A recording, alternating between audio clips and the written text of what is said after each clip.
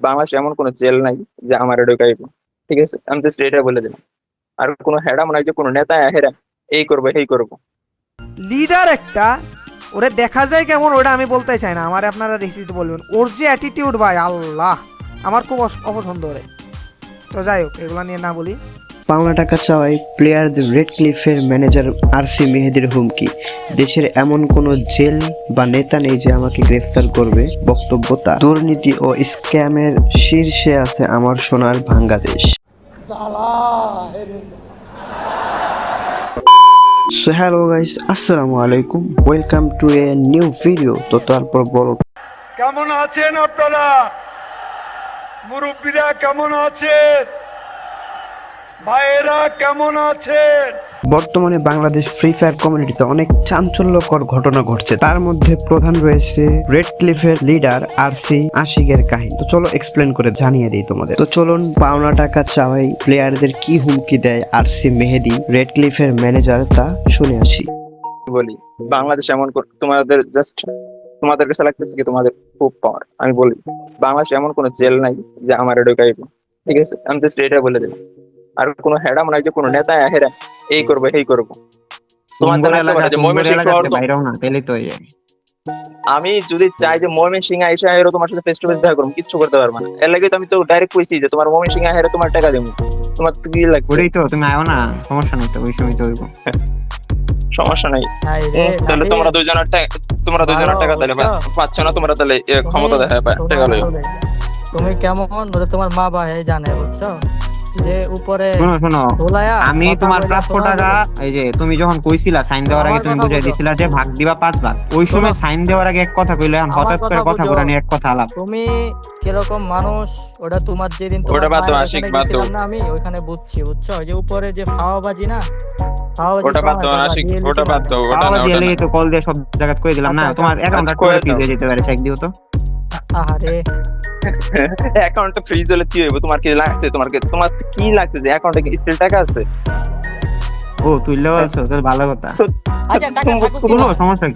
শোনো, টাকা থাকুক কি না, পেমেন্টের ভিতরে নাম আমার আছে, সবকিছু আমার আছে। তো ওরা টাকা তুলুক বানাতে ওটার মধ্যে থাকলেই ইস্যু হইলে কাজ করতে পারবে না যতদিন না আমাদের সাথে ডিসকাস করো। আবার এটা কি কয় ভাই, ব্যাংকের সব জানেন না। কইলাম না তোমাদের তোমার টাকা আটকে থাকবে, টাকা খরচ করবা, টাকা তোমাদের পকেট থেকে যাবে, এটা আমাদের কিছু করার নাই।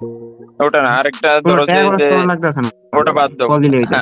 ওকে, এই যে লিখন ভাই নাকি জিডি করছেন, তো কোন বিষয়ে আশিক তুমি কল দিতে পারো? আচ্ছা তোমরা কথা বলো তাহলে। না না, জানা দরকার আছে না যে আপনি কি ভয় দেখাচ্ছেন। যদি ওই ভয় পায় যায়, যদি ওই ভয় পায় যায়, কার সামনে? আশিকের সামনে? তোমার সামনে, আশিকের সামনে তোমার সামনে যাবো। ও তাই নাকি? আপনার হয়তো লোকাল, আচ্ছা যেহেতু আশিক ভাই বাংলাদেশে আদালত আছে, এটা তো জানো। আদালতে স্ট্যাম্প করা যায় যে এই স্পট কার নামে কেমনে কি এগুলা করা যায়। চারজন যদি যদি একই কথা কয়, মেহেদী আর মাসুদ ভাই তো জানে যে আগের কি কথা ছিল। তো এখন যদি মাসুদ ভাইয়ের হয়ে না, এখন তোমরা রাজি? এটাই তোমাকে ওটাই ওটা রাজি, এর লাগে ওরা কথা কয় না। তোমরা তো জানি রাজি ভাই। হ্যালো, আর যদি তোমার মনে হয় যে হ্যাঁ ভাই পাওয়ার দেখা লইতে পারো।